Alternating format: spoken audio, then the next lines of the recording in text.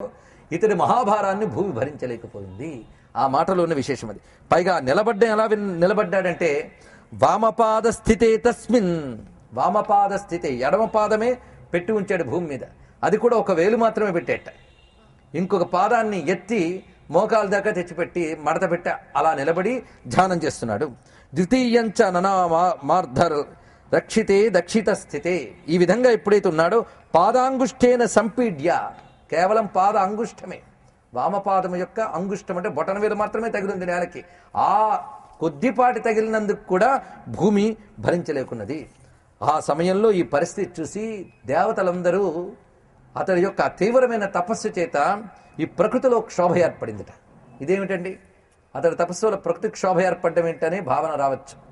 ఇక్కడ మీరు పరిశీలించవలసింది ఏంటంటే ఇతడి మనస్సుని సర్వభూత వ్యాపకుడైన నారాయణతో తన్మయం చెందించాడు. కానీ ఇతడి మనస్సు ఇప్పుడు ఎక్కడుంది?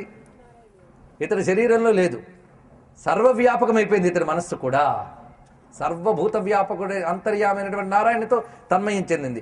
ఆ స్థితిలో ఉన్నాడు. ఇప్పుడు ఇతడు తపస్సు అంటేనే తప్పించుట అని అర్థం.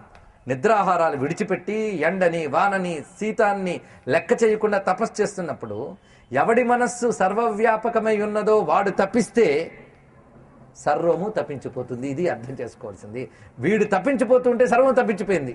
ఎందుకంటే వీడు సర్వాంతర్యామైనటువంటి నారాయణతో తన్మయం చెంది ఉన్నాడు గనక వీడి తాపం లోకానికి తాపమైంది. ఇది ఇక్కడ తెలుసుకోవాల్సిన అంశం. అంతేగాని ఈయన తపస్సు చేస్తే లోకానికి ఎంత ఉపద్రవమా అనడం కాదు ఇక్కడ. కనుక భక్తుడికి బాధ కలిగితే ప్రపంచం బాధపడుతుంది, గుర్తుపెట్టుకోండి. ఇక్కడ ఎవరికి? భక్తుడికి. అంతేగాని కొబ్బరికాయలు కొట్టిన వాళ్ళందరికీ కాదు. ఇక్కడ కాలక్షేప భక్తుల గురించి చెప్పడం కాదు.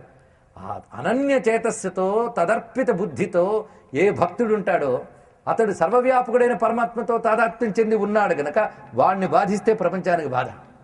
అది ఇందులో చెప్తున్న విషయం.